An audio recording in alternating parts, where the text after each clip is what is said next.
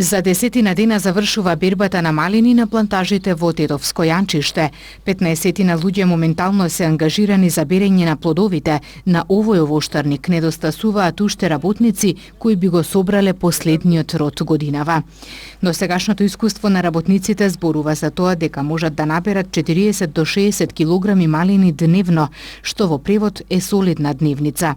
Доаѓаат рано наутро, прават пауза на пладне кога е најтопло, а во попладневните часови продолжуваат со работа. Превозот до местото е платен. Ни требаат работници, барем уште некои 15 на души ни требаат, сезонски работници. Имавме во почеток доволно број на луѓе, а кога беше екот на бербата, кога имаше многу малина, тога малку немавме луѓе, напуштија поради мислиме да не беше од топлото време што беше, а сега еве добро е времето, може да дојдат да берат.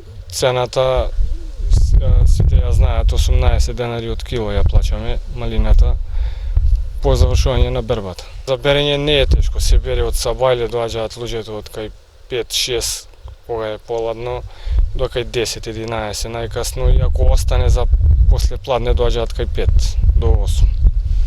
Така да не е нешто тешко за берење. Јас сум имал вишња. Вишњата е многу потешка за берба, многу потешко од малината. И поплатена е малината од вишњата. Ова се првите плодови на насадите во населеното место Јанчиште. Ѓорѓевски вели дека досега се собрани околу 15 на тони малини. Очекувањата према ова како што оди ќе замине и 25 тони. Бербата е добро, очекувањето малку, сонцето прошла недела што беше јако, малку изгубивме народот, се малку, еве овие се малку што нема да чинат.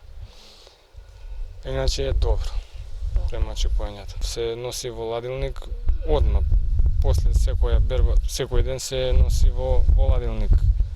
Тамо се преработува и се пакува. Во населеното место Јанчиште моментално има засејано 11 декари со малини. Освен овде насади со малини има и во Жилче, Требош и Желино. Според познавачите на приликите, интересот е уште поголем, но земјоделците чекаат да ја видат состојбата со родот годинава за да се одлучат да одгледуваат од овој вид на овошје.